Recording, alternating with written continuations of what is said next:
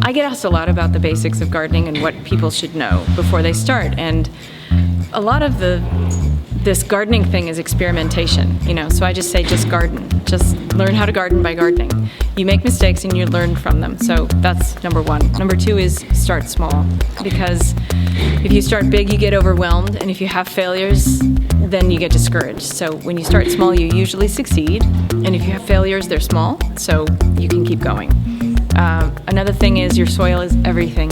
So make sure you start with really, really good quality soil, and amend your soil every season before you plant, and mid-season as well, with good quality compost, worm castings, and if you really get into it, you can make compost tea and use that as well. That's really the way I like to go. You can use fertilizers, but I prefer to use organic compost and worm castings instead. So the big thing is stick with organic things, because organics will break down in the soil nicely and will be taken up by the plant, rather than flushing out to our waterways and contaminating our oceans with high nitrates, which kills fish and causes dead zones.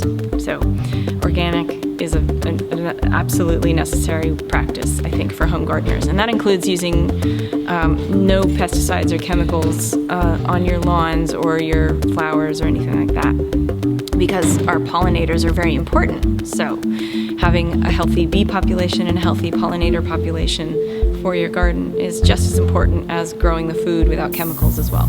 And you can find more information about gardening on gardennerd.com. And we have a Tip of the Week podcast on iTunes. It's the Garden Nerd Tip of the Week.